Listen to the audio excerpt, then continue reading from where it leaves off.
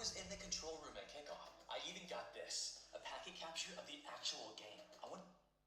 The actual game, NetworkChuck. Okay, this guy actually just does something very funny. He just make videos everywhere. He doesn't actually like go exactly to a specific niche. He just does it for everybody, you know. So let's get it.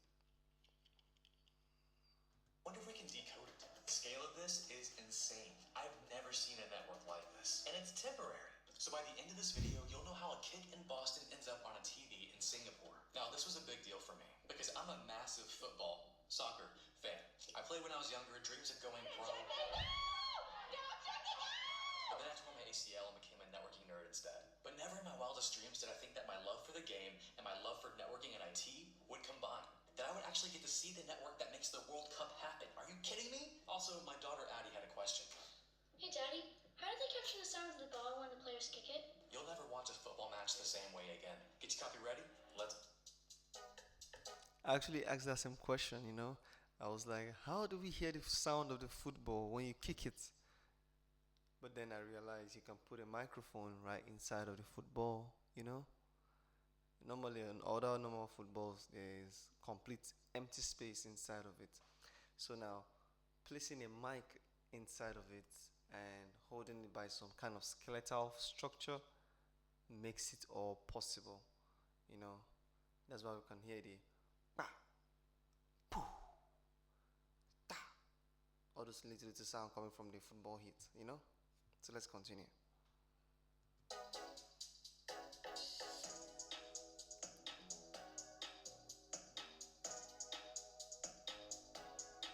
Besides, yeah, I really like this guy, this NetworkChuck guy. He's actually very, you know, he speaks directly, like he goes straight to the point. He talks about like actually the first day I first saw him explaining something about OpenClaw, but we're not talking about OpenClaw right now. We're talking about FIFA World Cup network. So let's get it. I'm Christophe Barbé. I'm head of broadcast infrastructure in the HBS engineering department. Christophe is a fan, and when he found out that I was based in Dallas, the same place that the IBC is at for this World Cup, he thought, that would be great. NetworkChuck could come. So I came with a mission. Because today, France is playing Morocco in Boston, a stadium 1,500 miles away from the IBC. How is it going from the stadium to the IBC and then to the world? I gotta know. And then I have these other goals. Number 4 might be kind of hard. You cannot walk on the grass. Okay, we have 2 snipers, and they will shoot you dead. I brought my ball. We'll see what happens. When we finally emerged from the back rooms, I saw it. The data center. The place that has all the answers. The place where all 16 stadiums connect. Will they let us? For real? All the 16 stadiums. Wow. Wow, that's cool. All the 16 stadiums. All of them. Wow, that's quite interesting to know, you know? Listen. Now there's a lot. Besides, you got to know that every network data center sounds like you are inside of a fan. Like, you know when the AC is spinning, that's the AC that's outside of the house, that's not inside of your room, the one outside, it's like as if you are inside of that box. Like, it's so loud. It's so crazily loud. Why I say this because personally I have actually studied networking, just a little bit of it. I'm actually a software guy, so I've studied networking a little bit of it. So I've gone to a network farm, you know, like that's like it's so deafening, like your ears feels like you don't have your ears anymore. That's so crazy. Happening here, don't get distracted. Don't even look at this row of replay servers that cost about $20 million. Ignore that. Eyes over here, look at this. This is where all the stadiums connect, right here, this fiber. Look, there's Boston. What do you say we take a look at the other side? Field trip.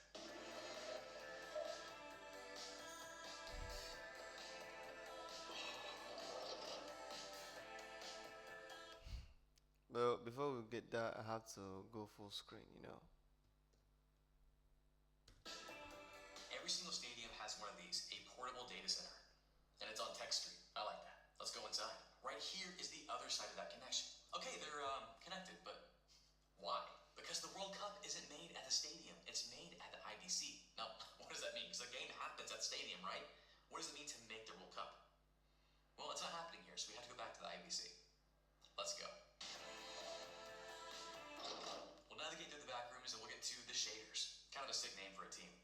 cameras look pretty. They literally control the color and look and brightness and contrast of the cameras remotely. Look, I'm doing it right now. Then we have the audio mixing. All the audio mixing for a match is done at the IBC. Also the audio listening. This guy Mick, he listens for any anomalies and then writes it down. I love that. All the replays, they're done here. Remember all those servers? The team here does it. Graphics, all here. Yeah. How fast did I get fired if the footage looked like this? Did we get fired instantly? But if we get into a time machine real quick, back in 1994, the last time the IBC was here in Dallas, this wasn't the case. The match was actually mostly made at the stadium. All these people we just saw were on site. I asked Christoph why we made the change. The purpose of centralizing all those functions is to have better consistency. So we've got less teams. They are here under our control. They can be briefed, they can be trained if needed, and we can have the best of the best in the world. Because otherwise 16 teams times 9 to 10 shares. Yeah, that'd be insane. So they wanted to have the best talent in the world making every match in one place, consistently. Now they had the same idea back in 1994. Some of the functions were put back at the IBC, but they couldn't do them all until now, thanks to these 3 fiber connections. 3, yes. 200 gig links over 3 diverse paths. Every stadium has 3 200 gig fiber connections. Yeah, fiber cable are really fast. They are more. They are actually. They pass information using light. You know, so they're really fast. So I really get that. Do you? Why 3? There are fiber cuts. So basically, out of the 3, we always maintain 2 connections. And it's sent along diverse paths just in case a fiber cut might happen, which happens often. Foreshadowing, you're going to see that here in a moment. But these 3 paths aren't just for backup. What Christoph is about to say would make the engineers in the 90s drool. And for each feed, we are transmitting the data twice. Oh. So each senders are attached to the network with 2 interfaces, and we are sending, let's say, the blue packets and the red packets. Okay, the scale of this is crazy. Watch this. So, honestly, the 3rd connection, that's just chilling. That's a backup. But the other 2 connections? So, okay, each match at least has 45 cameras. They got cameras everywhere. They got helicopter cameras, ref cams, everything. Each of these is sent individually over a connection. But it's not just cameras. We got audio, commentaries, ball sounds. We'll get to that later. We're sending all of that down one connection. And then you know what? We're like, boop. Let's do it again. Clone it. Every single camera is sending 2 feeds. Every audio is sending 2 feeds. Why? Always failures and options. And what's even crazier is they're not backups. They're both used. How? We'll get to that. But we actually got a chance to see one go down right before a match happened. Get your copy ready. We got to go to the MCR. Through the back rooms we go. By the way, I asked Christoph a bunch of questions and a bunch of other people a bunch of questions that will not end up in this video. Head over to NetworkChuck Academy in the description for a special behind-the-scenes look. It's like Nope, I ain't doing that. 4 hours of info. It's awesome. Why is it down? No fiber cuts. Really? People grilling. Okay, we can all breathe. The match wasn't happening in Kansas, and that stadium wasn't going to be used for another game. That's why everyone was so calm. But hey, we made it. Just in time for kickoff. Remember, I wanted to be in this control room. Here's my goal. Check. But then I looked back at my goals and I realized we didn't really answer the first question yet. I mean, we kind of did. But as I looked at all the feeds on the NASA monitor there, I thought, okay, I know how all the cameras and the feeds get to the IBC, but from there, where do they go? Like, how is it up on that screen right now? Now, let's take one camera, for example. That camera is on that screen, but this camera is also on this screen and this screen. This camera is being sent to broadcasters in Japan. This camera is also being sent to Fox and NHK, BBC. How does one camera feed go to all these people? Times, 45 from the entire match. Did I just hear 45? So wait, there are actually 45 broadcasters, like partners of FIFA. Wow, FIFA is making a lot of money, man. FIFA is making a lot. Damn. Not just only from this, not just only from selling seats this time. They're actually making money from the broadcasting. How did they get it all? That's where Martin comes in. Martin's sitting right there. I love Martin. Let's call him Multicast Martin. Multipath. No, multicast. Martin, how many flows do we have in the network right now? We're at 150,000 multicast flows that we're managing at the moment throughout the network. This is why the World Cup is run by network engineers. Watch this, because that number was big. And this is going to get to a level of nerdiness that you weren't prepared for. It's okay. Welcome. The meter's going to go up as I keep talking, but we're going to have a good time. You ready? Just take a little sip of coffee. Multipass. Multicast. Oh, right, multicast. Takes one camera feed and it multicasts it or multiplies it. And it does that in the network. So what does that mean? So let's take one camera at one stadium. It sends its one video feed to the network at the IBC. When the network receives it, it looks up and goes, hey, I've got camera A. Who wants it? Oh, you? You? It duplicates it. Yeah. Private pew. To everybody, you know. To whoever wants to see it. Yeah. Fox, Telemundo, Yeah. ESPN, George. And the magic is the camera's only sending one stream down the network connection. Yeah. 100 people might want to see that camera. Exactly. And without multicast, it might have to send 100 streams, killing our links, and that would kill the World Cup. But no, in this situation, that one camera sends one stream, and the network goes fireworks. Like a shotgun, you know? Like putting one bullet inside of a shotgun and then shooting it. When you shoot it, it goes, it sprays the whole bullet, like, you know, disfigures every little thing that's at the front of it, you know, scatters the belly. It destroys the belly. Actually, it's kind of like a firework, isn't it? Sorry, that's where my head went. Now, coffee break. Level.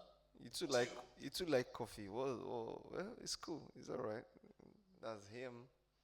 Yeah, I just made that level up. I didn't know we're doing level 1 and 2, but we're at 2 now. Remember, our cameras are sending 2 feeds. So when those 2 feeds arrive at the network, it's going to send those 2 feeds to each receiver that wants them.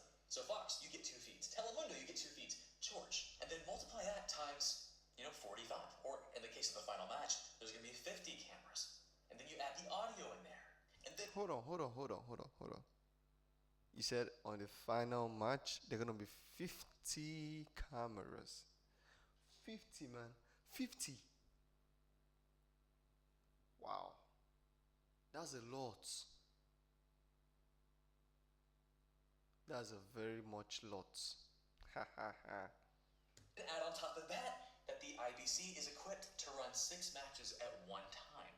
All these games being broadcasted, every camera coming in. Isn't that crazy?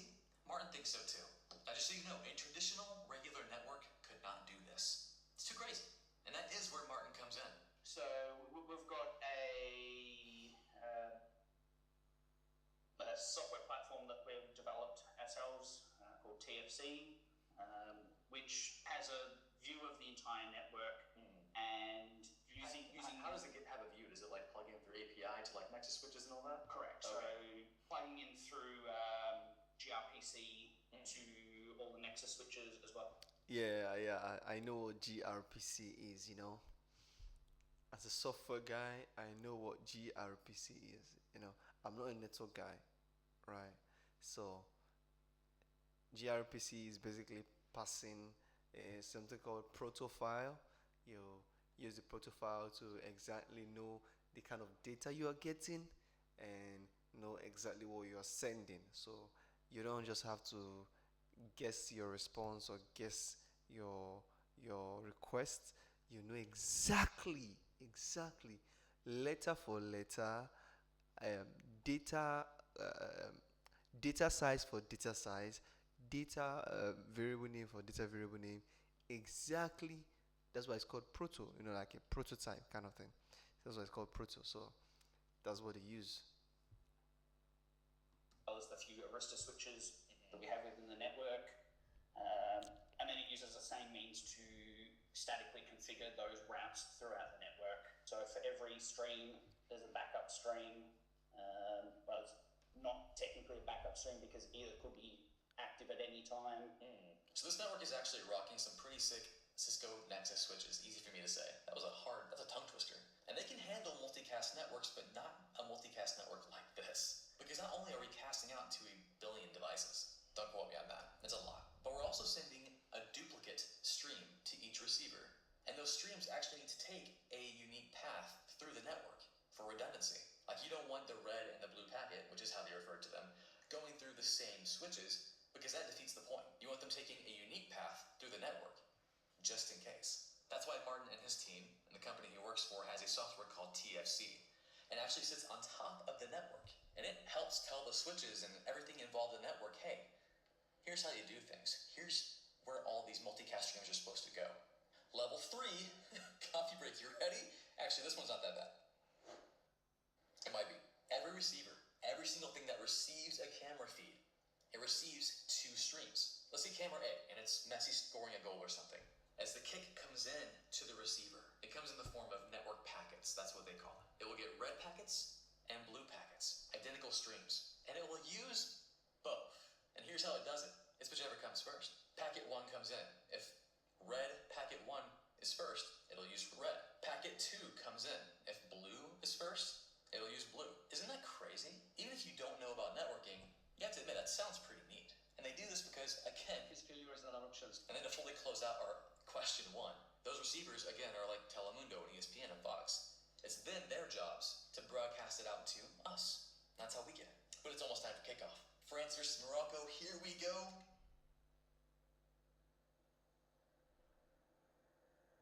Hey, I'm still editing this video and I want... Man, I hope you're not about to show something stupid. Okay, I'll just have to move fast, get past that, and move, and here. Thank you. Because they spend years preparing for this. This event takes 3 years of preparation.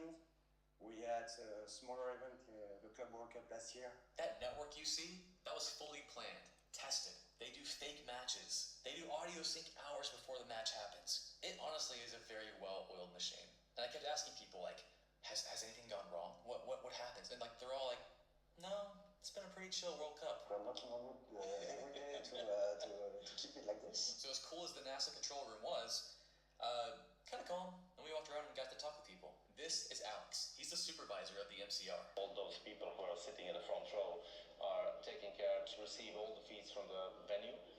We speak about hundreds of feeds both ways, from the venue to the International Broadcast Center and back to the venue. Now I had to ask him the question, Alex, do you like football? I don't.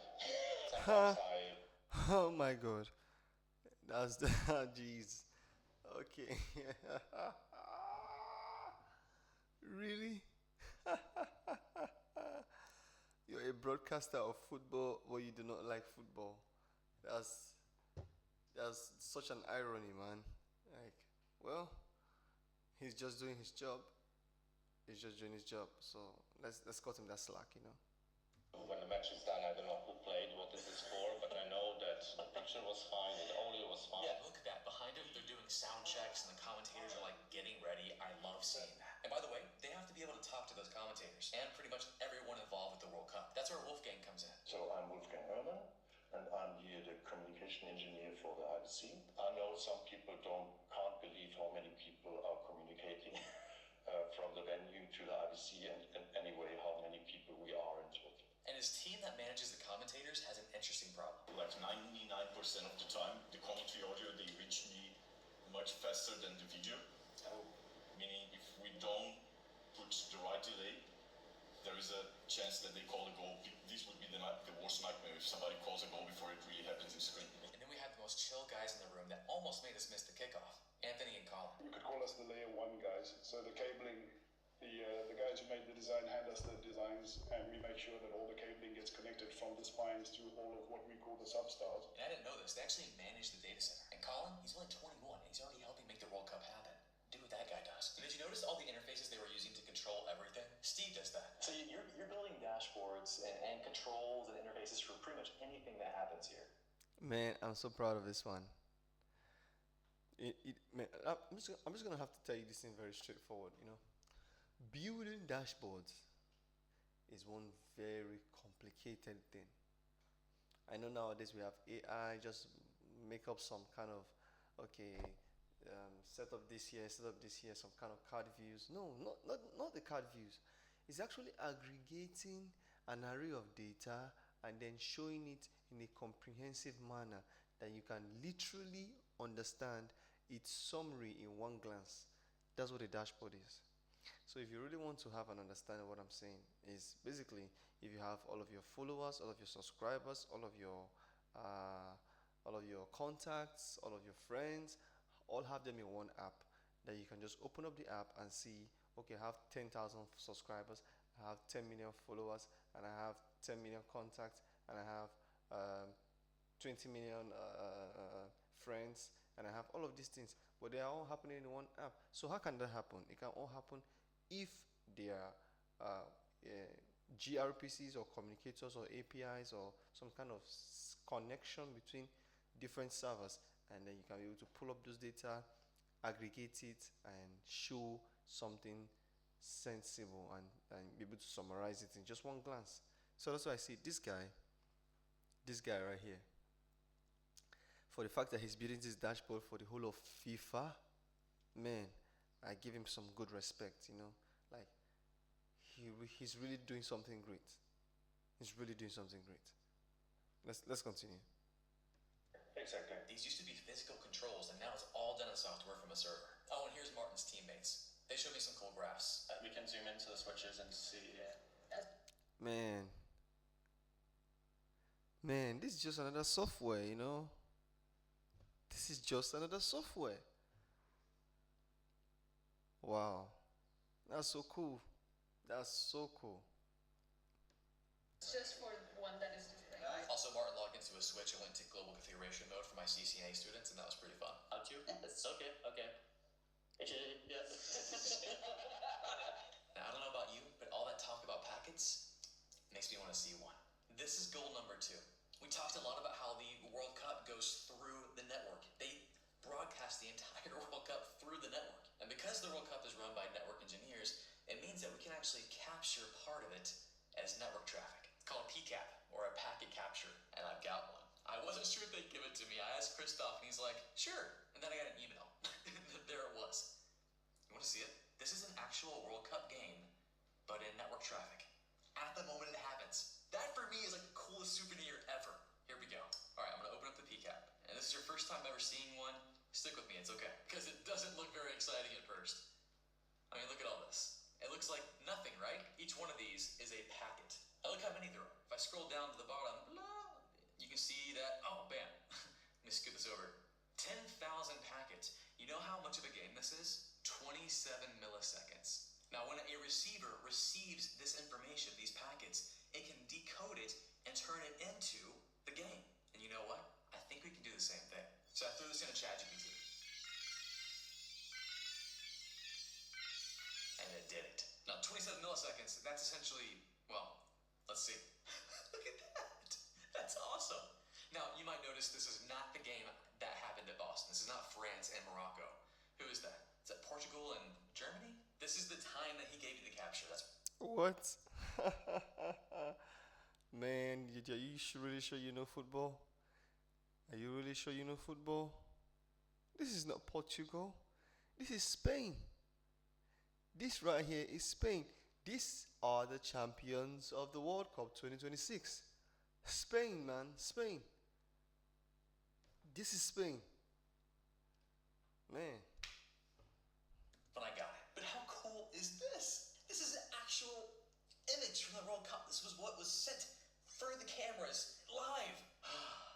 Now, I saw this and I'm like, Christoph, can you send me one longer? Because I really want to see it.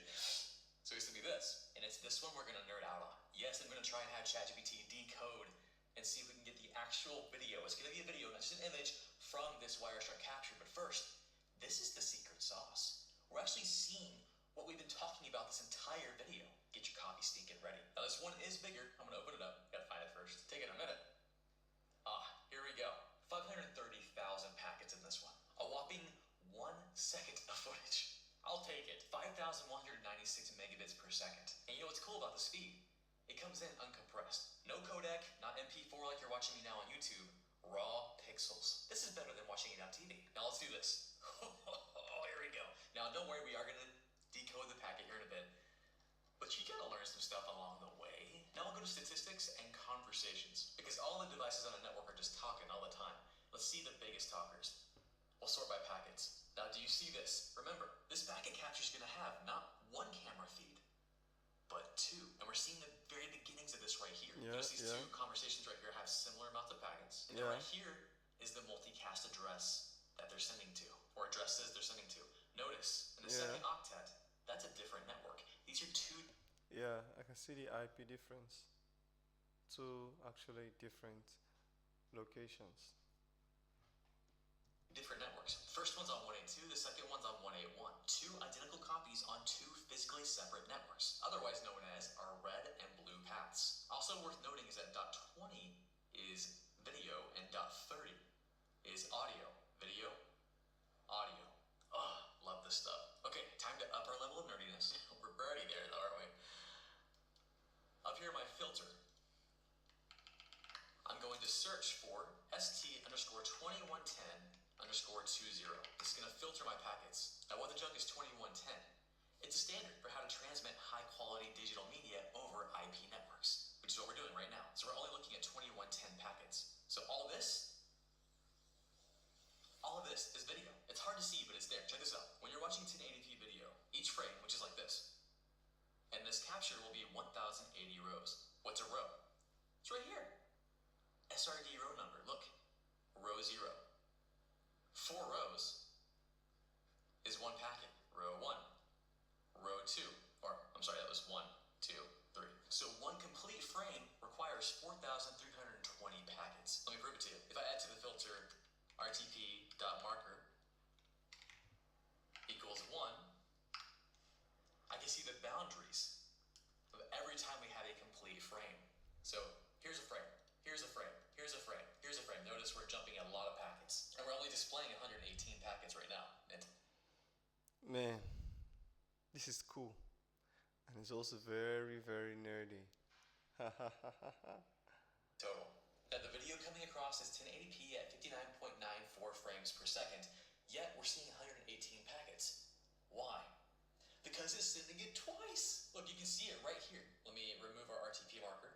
I added this in the same filter to show you just 2 packets, the exact same packets. Sequence number, timestamp, exactly the same. But notice, different destinations, different networks. But then I got a question for you.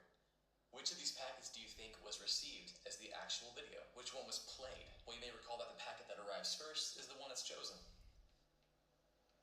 So this guy up here arrived a little bit faster. Now let's decode it and see what we got. Fast Chuck, take over. I had ChatGPT decode this, and here's the result. And this one, this one was special. Did you see it? That was it. You want to see it again? So it's an empty pitch. A game wasn't happening when he got it. My favorite part was that guy dancing in the bottom right. Oh my god, oh my god, oh my god. Damn, okay. So good. If we go back to the IBC and we get lost a bit into the back rooms, we get back to the audio mixing room. Now here they're mixing 5.1 surround sound. A match was actually happening while we're in there and it was pretty sick. But I could not stop looking at probably the lamest looking thing on the screen, but I thought it was amazing. It's this 2D, well, it looks like a game from the 80s, but this is what's happening in the game live. Notice the dot they're kicking around, that's the ball. Notice how when they kick it, based on how strong they kick it, I guess the velocity in which they kick it, the line goes out to show you that. Now these metrics are coming from the ball. The ball has smarts in it, chips. I told you. I knew this thing. The ball has chips inside of it. It definitely has to have chips inside of it. That measure all the stuff. What it's doing, where it's at. Actually has a wireless charger it sits on. You may have seen this in the match. So getting back to the sound. There are microphones on the field all around the pitch. Ground level. And those are picking up the ball sounds. Okay, cool. That's what does it. But it's more complex than that. What you're seeing on that screen there, and why it's in the audio room, is that the ball, as it gets near to certain microphones. So you're trying to tell me that the microphones around the football pitch are also transmitting the audio from the ball. FIFA, I'm gonna give you a thumbs up. You're doing really good, you know. That's really smart. It's auto-adjusting the audio, auto-editing the audio, because it knows the ball's right there, so it picks up the sound more. Isn't that amazing? Now, Christoph told me that back in the day, I don't know how long ago this was, but they would have a guy sitting there with like a touch tablet pen and be watching watching the game and kind of be following the ball around, and the software would do a similar thing. He said he didn't know which one was cheaper. I'm telling you, my journey, my tour through this whole World Cup thing, I can't give you everything because that would be a super long video, but it was full of moments like that. Just like, oh, wow, I didn't even know that was a thing. That's so cool. Okay, I have a confession. The stadium we've been going to has not been in Boston. You may have noticed that because you can't drive to Boston that fast. It's actually at the Dallas Stadium, right here in Dallas. Now, every stadium is the same as far as what FIFA adds to it. And that's the interesting part, actually. So, we arrived there. And by the way, remember my goal. I want to get on that pitch. I want to score a goal. But there might be snipers. So, I don't know. But we arrived. Oh my God, you want to score a goal? First, you gotta go lose weight, you know? Right there, the first thing we see is the technical stuff. They actually do have a street called Tech Street and FIFA Street. And what's interesting is that while they don't actually do a lot of things there for the match, they don't make the match, they do still have everything there to make the match. So remember the things we looked at the IBC, the shaders, the replay, the audio engineers who do the audio editing, all of that, they have all that there, just in case. Like, failure's not an option. And what's funny to me is I was like, okay, so you have a guy sitting here and he's mixing the match, like he's doing the audio stuff, and no one ever hears what he does. And he's like, yeah, it's just in case. Just in case. What? And I'm like, okay, what situation would you need to have them do stuff? He's like, well, if the 3 connections from our stadium to the IBC go down. We saw a fiber cut happen in real time. Well, it wasn't real time, but I like to pretend it was. Just for us, it happened. But if that does go down, okay, fine, they can make the match there, but how do they get the match to everyone else? This thing right here, this truck, it has a satellite on it. Just in case, they have a procedure for when this happens. They've got people on site to start mixing that match, to start making the graphics, to start doing the replays. Wow, that's a just in case spend, you know? Do you know how much you're gonna be spending for every stadium? Just in case. So it means that they must have a great success rate, just in case. They must make sure that everything works out, just in case. That's really good spend, you know. Wow.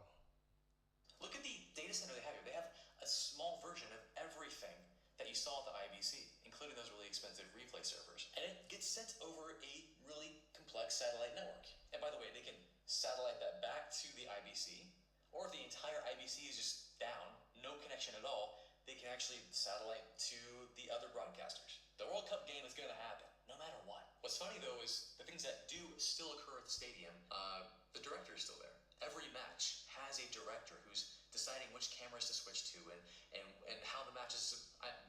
It's not a movie, you know. They're not saying, okay, and Messi score now. But, you know, they're just directing all the things, all the shots, and all the stuff. But they do talk with the person back at IBC. Now, what's really crazy is that when HBS comes into the stadium, they don't use any of the existing fiber or existing runs or anything. They run all their own stuff. And actually, we ran into a lady who was in charge of the fiber for the Dallas Stadium, and they won an award for the best fiber, and they didn't even use any of it. I just that tickled me. Now, time for the moment of truth. Can I get on the pitch and play? I brought my ball with me. I was walking around with my ball. I was so excited. And we actually got to enter where the players enter, where their buses come in. And it was neat because it was just really big and intimidating. And when you walk through the tunnel, you can start to smell the smell of fresh grass, which that's a new thing they added. Here at AT&T Stadium, Yeah, I remember that.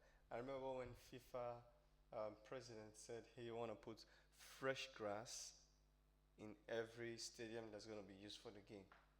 That's so cool. Do you know what it means to have fresh grass? Not artificial grass. Fresh, not dead grass. Fresh. So they're going to get fresh plants and put them on the floor and await damage. Man, this World Cup was spent with great billions, man. Do you know how much he must have spent to this? Man, that's really expensive. That is really, really expensive, man. Do you know what that is? Fresh grass. Do you know how many florists are gonna get to work? Fresh grass. Man, FIFA, you're doing well. was a football stadium, still is, but it had to be converted into a soccer stadium. The World Cup requires that we have real grass. They did a half-grass job. Sorry, that was a dad joke for you. But literally, they have turf sewed in with real grass. It's half and half.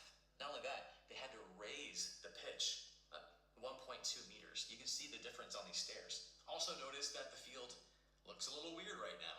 They had to grow real grass. This stadium is indoors. It felt amazing. But grass needs sun to grow, and they needed a solution, so it's these lights. These lights take 6 hours to lower, 6 more hours to fully rise. They really have to plan that out. I hate to be the guy who forgot to raise them for the game. I wasn't going to let that get in the way. I could... Wait, hold on. Did they actually make an artificial sun? Did they actually make an artificial sun? Like, it rises and it dims every day to help the planted grass grow? Wow, that's cool. Run around the things, but what they said was true. I could not get on the pitch. I even saw a dude walking on it, and I'm like, what about him? Gavin, who was walking us around, who was a stadium manager, he had this patch on his chest. Bad decisions make good stories. I was thinking about it. Ultimately, I obeyed the rules because HBS and FIFA and everyone was so kind to let us come, so I wasn't going to break the rules. But I did juggle the soccer ball around the stadium. I dribbled around the stadium. And you know what? I haven't scored a goal. Check it out. Even they're putting All right, I'm gonna score my first goal now. World Cup goal. Yeah, the photographers are allowed to put neck cams. Wow. It wasn't upright, but I got it in. In the net. Upper 90. Not sure which side. It was laying down, but I got it in there. Okay, you did indeed. Take it. I kicked the ball into that goal. That's all I want to be able to say. I was desperate. Now, what was fun is I actually ran into a fan. He was the security guard there. He gets to go to all the games for free. We got to nerd out for a bit. It's great to meet you, by the way. What was your name? George? Alan? Bob? Forget. You'll know. I also got to sit where the players sit. I got to go into their locker room. 9 World Cup matches were played in the stadium, the most out of any stadium. I went to one of those games. It was surreal to be able to walk around and be where the players were. And I did leave a few stickers for any player who might have sat in that one chair. If you're watching this, you're welcome. Now, the craziest thing out of the entire tour that I heard is that all of this is temporary. All of it. The IBC and the data center. Everything they stood up to have this really intense network. The most intense network, the most mission critical network I've seen. They just tear it down. They built it in like 4 months as a time lapse.